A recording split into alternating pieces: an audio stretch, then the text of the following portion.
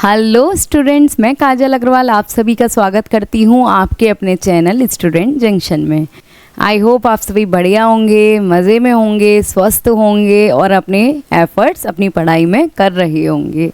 बच्चों, last class में हमने डिस्कस किया था एक्सटर्नल रिक्रूटमेंट। एक्सटर्नल रिक्रूटमेंट क्या है, उसके क्या क्या सोर्सेज हैं, और आज की सेशन में हम कवर करेंगे रिक्रूटमेंट हो गया। अब उसके बाद हमें क्या करना है, सिलेक्शन। सिलेक्शन प्रोसेस क्या होता है, क्या क्या स्टेप्स आपको फॉलो करने पड़ते हैं, इन सभी के बारे में हम जानेंगे आज के सेशन में। तो आज की क्लास स्टार्ट करने से पहले आज का थॉट ऑफ द डे, इंतज़ार करने वाले उतना ही प्राप्त करते हैं जितना कोशिश करने वाले छोड़ दिया करते हैं। बच्चों, इससे आपको क्या सीखने को मिलता है? इससे आपको ये सीखने को मिलता है कि जिनका माइंडसेट ऐसा है ना, जो ये सोचते हैं कि अभी तो काफ़ी टाइम है। जैसे कि मैं आप सभी का एग्जांपल लूँ तो उसमें से कई बच्चे ऐसे होंगे जो ये सोचते हैं कि अभी तो काफ़ी टाइम है, बोर्ड एग्ज़ाम का तो अभी तो काफ़ी टाइम है, काफ़ी सारे मंथ्स हैं, तो एक काम लास्ट में कर लेंगे प्रिपेयर, अभी तो बहुत टाइम है, हो जाएगा धीरे धीरे धीरे। जो ये सोचकर अपनी पढ़ाई कर रहे हैं ना, उनका अचीवमेंट, और जो बच्चे जो डेली एफर्ट्स देते हैं, जो हर दिन चाहे वो 1 घंटा पढ़ें, आधा घंटा पढ़ें, लेकिन उसको कंसिस्टेंसी के साथ फॉलो कर रहे हैं, आप उन कोशिश करने वाले बच्चों को देखिए, उनका रिजल्ट और आपके अचीवमेंट, उसमें ज़मीन आसमान का अंतर होगा। अक्सर जिनका माइंडसेट ऐसा होता है, जो भी अपनी लाइफ में सिर्फ अपना वेट करते रहते हैं, सोचते हैं टाइम आएगा जब करेंगे जब करेंगे, जिनका माइंडसेट ऐसा होता है ना, वो कभी लाइफ में कुछ कर ही नहीं सकता। उसको हमेशा वही मिलता है जो कि कोशिश करने वाले अक्सर छोड़ देते हैं कि ये हमारे काम का नहीं है। आपको बस यही समझाना चाहूँगी बच्चों की समय बहुत कीमती है, समय कभी वापस नहीं आता। तो आपको जो समय मिल रहा है ना, उसके साथ कदम से कदम मिलाकर आगे बढ़िए और अपनी पढ़ाई अच्छे से करिए। चलिए अब क्लास को स्टार्ट किया जाए। चलिए क्लास स्टार्ट करते हैं। सिलेक्शन। हमने लास्ट क्लास में जाना कि रिक्रूटमेंट क्या होता है। रिक्रूटमेंट में क्या होता है बच्चों, जब भी एक ऑर्गेनाइजेशन जब जॉब वैकेंसीज निकलती हैं तो वो हमेशा यही कोशिश करता है कि ज़्यादा से ज़्यादा कैंडिडेट इस जॉब पोजीशन के लिए अप्लाई करें। ऐसा क्यों? ताकि हमें अच्छे से अच्छा इतने सारे पोटेंशियल कैंडिडेट्स मिल सकें, उसमें से हम बेस्ट सेलेक्ट कर सकें। तो सिलेक्शन में क्या होता है भाई, जब रिक्रूटमेंट में इतने सारे नंबर ऑफ़ कैंडिडेट आपके लिए एप्लीकेशन डालते हैं, अप्लाई करते हैं, उसमें से हर कोई तो सिलेक्ट होगा नहीं, तो उसमें से बेस्ट कौन सा है, इसको आप फाइंड आउट करने के लिए कई सारे टेस्ट, इंटरव्यूज़ लेते हैं, जो किस प्रोसेस के अंदर आता है, सिलेक्शन में। तो सिलेक्शन क्या है? सिलेक्शन को हम डिफाइन कर सकते हैं as a choosing the most promising and most suitable candidate to fill up the vacant job position. Organisation में अकाउंटेंट की जॉब निकली तो आप हमेशा ये सोचेंगे कि हम उस बंदे को सिलेक्ट करें। अप्लाई करने वाले कई सारे होंगे, लेकिन उसको सिलेक्ट करें जिसको अकाउंट काफ़ी अच्छे से आता है, जिसको समझाने की रिक्वायरमेंट नहीं है, जिसको टैली बहुत अच्छे से आता है, कॉमर्स की बैकग्राउंड से है, क्योंकि कॉमर्स बैकग्राउंड वाले को ज़्यादा नॉलेज होगी अकाउंट की। तो आप हमेशा यही कोशिश करेंगे जो उस जॉब पोजीशन के लिए बेस्ट है उसको सिलेक्ट करें। तो ये क्या है भाई, सिलेक्शन। लेकिन सिलेक्शन क्या होता है, एक नेगेटिव प्रोसेस है। रिक्रूटमेंट में क्या था, पॉजिटिव। आप ज़्यादा से ज़्यादा लोगों को इनवाइट कर रहे थे, अप्रिशिएट कर रहे थे कि भाई आइए और हमारे मतलब एप्लीकेशन को फिल कीजिए, जो भी एलिजिबल हैं ज़्यादा से ज़्यादा कैंडिडेट उसको अप्लाई कर सकें। लेकिन सिलेक्शन क्या है, एक नेगेटिव प्रोसेस है। इसमें क्या होता है, इतने सारे जो कैंडिडेट आते हैं उसमें से कुछ को कैंडिडेट को ही सिलेक्ट करते हैं। इसका मतलब ये क्या है, एक नेगेटिव प्रोसेस। अब भाई ये सिलेक्शन होता कैसे है, कैसे हम इतने सारे नंबर ऑफ़ कैंडिडेट में से कुछ कैंडिडेट्स को सिलेक्ट करते हैं? उसके लिए क्या करते हैं, हम इंटरव्यूज़ लेते हैं, टेस्ट लेते हैं, उसके कई सारे स्टेप्स होते हैं जो आपको फॉलो करने होते हैं। अब हम 1 बाय 1 जानेंगे। देखिए भाई, टाइप्स ऑफ टेस्ट। सबसे पहले ये जान लीजिए कि अगर किसी पर्सन को टेस्ट करना है, ऑर्गेनाइजेशन में वैकेंसी निकली, उसके लिए कई सारे लोग अप्लाई करके गए, उसमें से बेस्ट कौन सा है, तो उस कैंडिडेट को सिलेक्ट करने के लिए कितने टेस्ट हैं, 5 टेस्ट। 5 कौन कौन से टेस्ट हैं, 1 बाय 1 हम जानते हैं। फर्स्ट वन देखिए भाई, intelligent test. Intelligent means IQ, knowledge level. उसका नॉलेज लेवल क्या है, इंटेलिजेंसी मतलब बुद्धिमत्ता, कि कोई भी पर्सन को अगर किसी सिचुएशन में पुट किया जाता है तो वो क्या डिसीजन लेगा, ये उसके इंटेलिजेंस लेवल पर डिपेंड करता है। क्या माइंड से वो क्या वर्क करता है, उसका माइंडसेट क्या है, उसकी इंटेलिजेंस क्या है, उसका IQ लेवल क्या है। तो देखिए दिस काइंड ऑफ, ये जब भी हम कैंडिडेट को सिलेक्ट करते हैं तो इंटेलिजेंट टेस्ट लेते हैं। ये क्या होता है, एक साइकोलॉजिकल टेस्ट है, क्योंकि आप इंटेलिजेंस एक साइकोलॉजी पे भी डिपेंड है। Is use to measure the level of intelligent IQ। Means IQ को टेस्ट करना चाह रहे हैं कि एक पर्सन का आईक्यू क्या है। जैसे अगर आपको किसी सिचुएशन में डाला जाए तो अब आपसे पूछा जाए कि आप क्या डिसीजन लेंगे।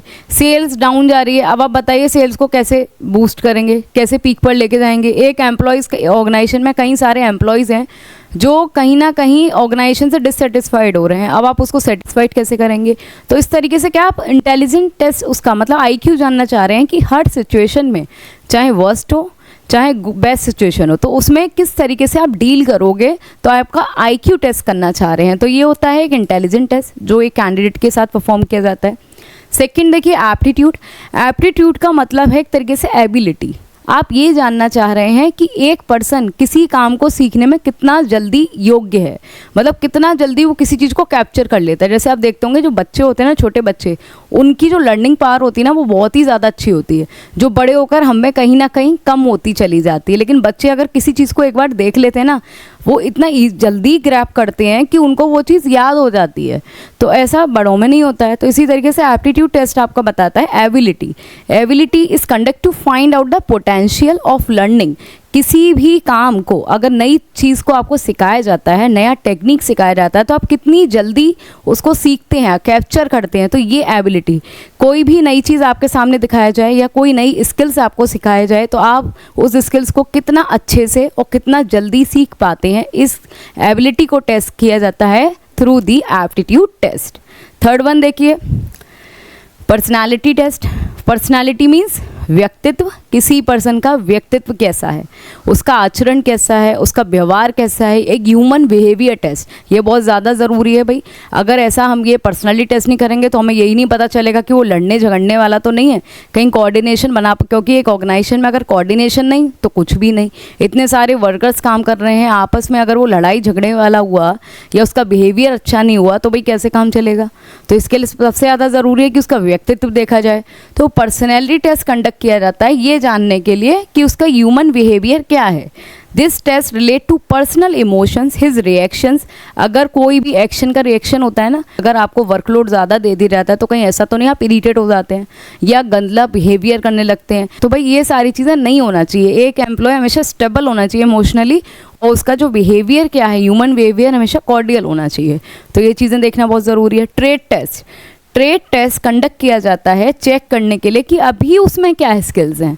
अगर आप किसी जॉब के लिए अप्लाई करते हैं, उसके बाद आपके टेस्ट लिया जाता है, तो भाई अगर उसने अभी तो कुछ सिखाया ही नहीं आपको, आप तो बिल्कुल एज अ फ्रेशर आए उसके सामने बैठे, आपका उन्होंने टेस्ट लिया, तो अभी क्या है उन्होंने आपको कुछ सिखाया नहीं है। उसके पहले ही वो आपसे ये जानना चाहते हैं कि आपके पास ऑलरेडी ऐसे क्या स्किल्स हैं जो एग्जिस्ट करते हैं, ऐसी क्या नॉलेज है, ऐसी क्या प्रैक्टिकल स्किल्स हैं आपके पास जो आप जानते हैं, ताकि वो ये जान सके कि इसके पास ये स्किल्स हैं तो उसके बेसिस पर आपको जॉब भी दे सकते हैं कि क्या मतलब ये किस जॉब के लिए बेस्ट रहेगा, क्या चीज़ें ठीक रहेंगी, या इसमें क्या स्किल्स अभी किस लेवल पर हैं, ये जानकर आप उसको टेस्ट कर सकते हैं और फिर उस अकॉर्डिंग आप सिलेक्शन कर सकते हैं। लास्ट वन भाई 5वां टेस्ट रह गया आप इंटरेस्ट टेस्ट।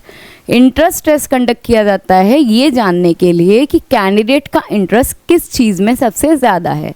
आप एक ऑर्गेनाइजेशन में होते हैं, कहीं सारे फंक्शंस, कहीं सारे काम आपको परफॉर्म करने होते हैं, लेकिन एक पर्सन जो अप्लाई कर रहा है जॉब के लिए, वो उस जॉब में किस चीज़ के लिए बेस्ट है, उसका इंटरेस्ट किस जगह है, क्योंकि हर इंसान वही चीज़ ज़्यादा अच्छे से कर पाता है जिसमें उसका इंटरेस्ट होता है। कई बार आप देखते हैं पेरेंट्स भी क्या करते हैं, जैसे अगर किसी को डॉक्टर नहीं बनना है लेकिन उसको प्रेशराइज कर रहे हैं, अपने जो गोल्स हैं वो बच्चों पर कहीं ना कहीं लाद देते हैं। हमारा यही ड्रीम है कि नहीं तुम डॉक्टर बनो, लेकिन वो नहीं बनना चाहता, उसको आर्ट में इंटरेस्ट है। बच्चे को जिस चीज़ में इंटरेस्ट है, अगर आप उसे वही चीज़ डेवलप नहीं करने देंगे, वही करियर ऑप्शन नहीं चूज़ करने देंगे, तो बाद में करियर क्या होता है, स्पॉइल हो जाता है। तो भाई हर इंसान को वही चीज़ करनी चाहिए जो उसको, जिसमें उसको इंटरेस्ट हो। तो एक ऑर्गेनाइजेशन भी इंटरेस्ट टेस्ट लेता है ताकि वो ये जान सके कि कैंडिडेट का इंटरेस्ट किस जगह है, ताकि वो उसी बेसिस पर उसको काम दे सके। तो अभी हमने ये जाने 5 टेस्ट जो आपका बहुत ज़रूरी होता है कैंडिडेट को सिलेक्ट करने के लिए। अब भाई ये तो थे टेस्ट जो आपको करोगे, लेकिन स्टेप्स क्या क्या हैं जो आप फॉलो करोगे। फर्स्ट वन देखो प्रिलिमिनरी स्क्रीनिंग। ये क्या है भाई, आप ये देखो कि अगर कोई टीचिंग वैकेंसी निकली, गवर्नमेंट के थ्रू एक वैकेंसी निकली, अब उसमें एलिजिबिलिटी क्राइटेरिया लिखा हुआ आता है कि क्या क्या चाहिए। अगर असिस्टेंट प्रोफेसर बनना है तो भाई उसमें लिखा है कि भाई PhD चाहिए, और या फिर नेट होना चाहिए, एक्सपीरियंस होना चाहिए, ये सारी चीज़ें आ गई। लेकिन अगर उसमें से एक भी मिसिंग है तो आप एलिजिबल हैं नहीं। लेकिन कई सारे लोग क्या करते हैं, फिर भी ये सोचते हैं कहीं ऐसा ना हो भाई बाई लक हमें ही ले लिया जाए, तो एक काम करते हैं अप्लाई कर देते हैं। तो अप्लाई करने पे किसी का रोक नहीं है, जोर नहीं है। लेकिन प्रिलिमिनरी स्क्रीनिंग ये करती है कि वो ये सिलेक्ट करेगी कि जो एलिजिबल नहीं है उनको हटा दिया जाए और जो एलिजिबल है उनको ही आगे प्रोसीड किया जाए। तो इसमें क्या होता है, preliminary screening is the initial stage. सबसे पहले यही स्टेज आती है सिलेक्शन की, जहां रिक्रूटर्स होते हैं वो इवेल्युएट करते हैं कैंडिडेट को उनके एप्लीकेशन की बेसिस पे। सबसे पहले कोई वैकेंसी निकलेगी तो बच्चे क्या करेंगे भाई, एप्लीकेशन फॉर्म फिल करेंगे। तो उस एप्लीकेशन में आपका क्वालिफिकेशन भी लिखा होगा, अगर वो एलिजिबिलिटी क्राइटेरिया से मैच करता है तब वो एक्सेप्ट कर लेंगे, आगे प्रोसीड कर देंगे।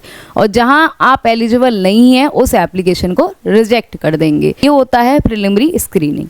अब भाई सेकेंड प्रोसेस क्या है, सिलेक्शन टेस्ट। जो मैंने अभी आपको बताया कि सिलेक्शन टेस्ट क्या क्या लिए जाते हैं। कितने टाइप्स के टेस्ट होते हैं बच्चों, 5। अब उसमें टेस्ट भी ले लिया। अब जिसने टेस्ट क्लियर कर लिया उसके बाद क्या हुआ भाई, इंटरव्यू हुआ। कंडक्ट करने के लिए फाइनल इंटरव्यू, इसमें एक्सपर्ट्स बैठते हैं और ये क्या करते हैं, स्पेशलाइज होते हैं अपने फील्ड में। जैसे कि एक कैंडिडेट है जो HR की जॉब के लिए मतलब अप्लाई कर रहा है, ठीक है। अब उसने टेस्ट दे दिया, जैसे आपको बताया एलिजिबल भी निकला, सेकंड प्रोसेस उसने टेस्ट भी क्लियर कर लिया, अब उसका इंटरव्यू हुआ। तो भाई जो इंटरव्यू लेंगे, अगर HR की जॉब के लिए आप जा रहे हैं तो इंटरव्यू लेने वाला फाइनेंस वाला तो होगा नहीं, वो भी तो HR डिपार्टमेंट से या उसके स्पेशलाइज्ड हो या एक्सपर्ट हो उसी को रखा जाएगा, तभी तो वो उस नॉलेज को टेस्ट कर पाएगा। तो इसमें क्या होता है, वही एक्सपर्ट होता है, एक पूरा पैनल होता है और वो उसी फील्ड का जो होगा जिससे रिलेटेड बच्चे ने अप्लाई किया है जॉब के लिए, और वो उनसे क्वेश्चंस पूछते हैं और उनका स्पेशलाइजेशन टेस्ट करते हैं। पहले अभी आप देखो, अभी तो सिर्फ हमने जो एलिजिबल थे, अब मान लीजिए उसमें थे भाई 100 और सिर्फ एलिजिबल कितने थे, 90। तो 90 को आगे प्रोसीड कर दिया। उसके बाद क्या कर दिया भाई, टेस्ट ले लिया। उस टेस्ट में से 90 में से भी कितने रह गए, 70। 20 बच्चे फेल हो गए। अब 70 को आगे प्रोसीड किया। उनका क्या हुआ भाई, इंटरव्यू हुआ। तो इंटरव्यू में क्या देखा जाएगा कि जिस पर्टिकुलर जॉब के लिए आप अप्लाई कर रहे हैं उससे रिलेटेड नॉलेज आपके पास क्या है, उस फील्ड में आपको कितना जानकारी है, ये सारी चीज़ें इंटरव्यू से टेस्ट की जाती है। क्योंकि अभी हमने यहाँ भी ये सारी चीज़ें नहीं जानी, एक जनरल टेस्ट लिए, लेकिन एक जॉब रिलेटेड स्पेसिफिक नॉलेज को टेस्ट किया जाता है इन एम्प्लॉयमेंट इंटरव्यू। अब इसमें से 70 बच्चों का क्या हो गया भाई, इंटरव्यू हो गया। ये था थर्ड स्टेप। फोर्थ स्टेप देखो क्या है भाई, सिलेक्शन डिसीजन लेना है। कैंडिडेट जिन्होंने टेस्ट भी क्लियर कर लिया, इंटरव्यू भी क्लियर कर लिया, अब उनका क्या होगा भाई, उसके बाद उसमें से एक लिस्ट बनाई जाएगी कि भाई सूटेबल कैंडिडेट हमारे अकॉर्डिंग ये हैं, और उसमें से बच्चे सिलेक्ट हो गए। अब फिफ्थ स्टेप क्या होगा भाई, जो आप 50 बच्चों को 100 में से आपने सिलेक्ट किया उनका रेफरेंस भी तो चेक करो, बैकग्राउंड भी चेक करो, उनके रेफरेंसेस भी नोट करो। क्योंकि आप किसी पर्सन को अपनी जगह मतलब अपनी कंपनी में एम्प्लॉयमेंट दे रहे हैं तो आपको पहले ये जानना ज़रूरी है क्योंकि उसका बैकग्राउंड क्या है, कहीं वो क्रिमिनल बैकग्राउंड से तो नहीं है। आप गवर्नमेंट जॉब वगैरह के लिए ट्राई करते हैं, किसी में ट्राई करते हैं तो हमारा रिटन टेस्ट होता है, उसके बाद इंटरव्यू होता है, उसमें भी आप क्लियर कर लेते हैं, फिर आपका बैकग्राउंड चेक करते हैं। और इसके लिए क्या करते हैं, वो ये बोलते हैं कि आप अपने रेफरेंसेस के नेम लिख दीजिए, चाहे वो 2 हो सकते हैं 3 होते हैं, वो डिपेंड करता है। अब इसमें जैसे लिखा कि भाई 2 रेफरेंसेस दे दीजिए, क्यों, आपके प्रेस्टिजियस पीपल के, जो प्रतिष्ठित हों, जिनका समाज में व्यक्तित्व अच्छा माना जाता है, ताकि हम उनसे ये जानकारी ले सकें कि कहीं आपका आचरण गलत तो नहीं है, कुछ ऐसा आपका बिहेवियर गलत तो नहीं है, कि गलत बंदे तो नहीं हो आप। तो ये सारी चीज़ों की जानकारी ली जाती है उन रेफरेंसेस से जिनका नाम आप देते हैं, ठीक है। तो इस तरीके से फिर उसका बैकग्राउंड भी चेक करेंगे, भाई आसपास जानकारी करेंगे कि ये ठीक है या नहीं है, कहीं इसका कोई क्रिमिनल रिकॉर्ड तो नहीं है। तो ये सारी चीज़ें जानेंगे क्योंकि भाई ऑर्गेनाइजेशन में आप रख रहे हो किसी को। 6th स्टेप क्या है भाई, अब उसने ये भी क्लियर कर लिया, उसका बैकग्राउंड बिल्कुल क्लियर है, बिल्कुल कोई भी हमें ऐसा चीज़ जानकारी पता नहीं चली जो उसके अगेंस्ट थी। 6th स्टेप क्या है, आपने मेडिकल एग्जामिनेशन कराया। भाई मेडिकल एग्जामिनेशन इसीलिए कराया जाता है ताकि कहीं ऐसा तो नहीं है भाई ऑर्गेनाइजेशन में मान लो एक कैंडिडेट को इसको आपने अपॉइंट किया, भाई उसे कुछ बीमारी है जो आपको पहले नहीं पता थी जब आपने उसे सिलेक्ट किया। अब क्या है, वो हर दिन बीमार पड़ रहा है, अपना बेस्ट नहीं दे पा रहा है, हर दिन छुट्टी कर रहा है, तो इससे क्या होगा भाई, ऑर्गेनाइजेशन को तो लॉस होगा ना। ऑर्गेनाइजेशन क्यों ऐसे कैंडिडेट को सिलेक्ट करेगी जो हर दिन बीमार पड़ जाता है, हर दिन छुट्टी ले लेता है, या अच्छे से परफॉर्म नहीं कर पा रहा है, या बार बार इरिटेट हो रहा है। इसका मतलब क्या है, जो ऑर्गेनाइजेशन का जो क्राइटेरिया है उसको फुलफिल नहीं कर रहा है। तो इसीलिए मेडिकल एग्जामिनेशन बहुत ज़्यादा ज़रूरी है ताकि आप ये जान सको कि फिजिकली फिट है, फिजिकली और मेंटली फिट है या नहीं है। तो इन सारी चीज़ों को अवॉइड करने के लिए ऑर्गेनाइजेशन क्या करते हैं, मेडिकल एग्जामिनेशन कराते हैं। अब मेडिकल एग्जामिनेशन भी हो गया, अब लास्ट 7 स्टेप क्या है भाई, जॉब ऑफर। अब उसने ये मेडिकल एग्जामिनेशन भी क्लियर कर लिया, वो फिजिकली मेंटली भी फिट है। अब उसके बाद क्या होगा भाई, जॉब ऑफर। एप्लीकेंट जो क्लियर कर लेते हैं मेडिकल टेस्ट, उनको जॉब ऑफर की जाती है through the letter of appointment. एक अपॉइंटमेंट लेटर आता है, इस लेटर में आपकी डेट ऑफ ज्वाइनिंग कि भाई आप कब से ज्वाइन करेंगे, क्या टर्म्स एंड कंडीशंस होंगी, ये सारी मेंशन होती हैं कि क्या अपॉइंटमेंट लेटर दिया जाएगा कि हमारे अकॉर्डिंग आपको सिलेक्ट कर लिया गया है, आपने सारे टेस्ट वगैरह इंटरव्यूज़ क्लियर कर लिए हैं, और उसके बाद आपकी क्या सैलरी होगी, वर्किंग कंडीशंस क्या होंगे, वर्किंग आवर्स क्या होंगे, और क्या पोजीशन होगी, ये सारी चीज़ें उस लेटर ऑफ अपॉइंटमेंट में होता है। क्या डेट ऑफ ज्वाइनिंग होंगे, क्या टर्म्स एंड कंडीशंस होंगे ऑर्गेनाइजेशन के जो आपको मानने पड़ेंगे। तो ये होता है अपॉइंटमेंट लेटर। अब उसके बाद क्या हुआ भाई, उस लेटर से हो सकता है कि भाई वो सेटिस्फाइड हो या ना हो, उसे सैलरी कम लग रही है या उसे वर्किंग जो आवर्स हैं वो ज़्यादा लग रहे हैं, तो उस बेसिस पर वो नेगोशिएट कर सकता है और वो ये सारी चीज़ों को फिर सॉल्व कर लिया जाता है। क्या हुआ भाई, वो सेटिस्फाइड हो गया, आपस में जो बातचीत थी हो गई कि भाई क्या कम क्या ज़्यादा लग रहा है। आपस में जब दोनों ही सेटिस्फाइड हो गए, उसके बाद क्या किया, एम्प्लॉयमेंट का कॉन्ट्रैक्ट बना लिया। मतलब जॉब बिल्कुल फाइनल हो गई, कैंडिडेट के मतलब सारे डॉक्यूमेंट एक्सेप्ट कर लिए गए, और उसके बाद क्या हुआ, कैंडिडेट ने एक जो कॉन्ट्रैक्ट होता है उस पर उसने भी उनकी कंडीशन एक्सेप्ट कर ली, और जो सामने जो उनको जॉब प्रोवाइड कर रहा था ऑर्गेनाइजेशन, उन्होंने भी उनकी कंडीशन एक्सेप्ट कर ली और साइन कर दिए जाते हैं। कैंडिडेट एक्सेप्ट कर लेता है और जो कॉन्ट्रैक्ट होता है उसको साइन कर लेता है, और कॉन्ट्रैक्ट ऑफ एम्प्लॉयमेंट को साइन करते वक्त जो एम्प्लॉयर होता है और कैंडिडेट होते हैं वो अपने कुछ डॉक्यूमेंट एक्सचेंज कर लेते हैं। भाई ऑफर दिया कि ये सारी चीज़ें रहेंगी, अगर आपको एक्सेप्टेबल है तब आगे प्रोसीड करें। एक्सेप्टेबल है तो उसके बाद आगे क्या होता है, एम्प्लॉयमेंट का पूरा कॉन्ट्रैक्ट बनता है जिस पर एम्प्लॉय के भी साइन होते हैं और एम्प्लॉय के भी साइन होते हैं और डॉक्यूमेंट्स ले लिए जाते हैं। तो इस तरीके से आपका सिलेक्शन किया जाता है। तो ये था आपका सिलेक्शन प्रोसेस बच्चों में। तो उम्मीद करती हूँ कि बच्चों आपको समझ में आया होगा, काफ़ी इजी था और इंटरेस्टिंग था। और अभी भी कोई भी डाउट है ना तो बच्चों कमेंट सेक्शन में आप लिख सकते हैं, आपके डाउट्स क्लियर किए जाएंगे एज ऑलवेज। चलिए फिर भाई नेक्स्ट क्लास में मिलते हैं। नेक्स्ट वीडियो में हम डिस्कस करेंगे ट्रेनिंग एंड डेवलपमेंट। अब भाई सिलेक्शन हो गया, सिलेक्शन का तो उन्हें ट्रेनिंग भी देना ज़रूरी है, फिर डेवलपमेंट, तो ये सारे टॉपिक्स हम कवर करेंगे नेक्स्ट क्लास में। जब तक के लिए खुश रहिए, मुस्कुराते रहिए और अपनी पढ़ाई करते ही रहिए, और हमारे प्लेटफॉर्म पर आना ना भूलिए। We are learning never stop. हमारे चैनल से जुड़ने के लिए आपको क्या करना है, हमारे चैनल को सब्सक्राइब करना है और बेल आइकन को प्रेस करना है। Thank you.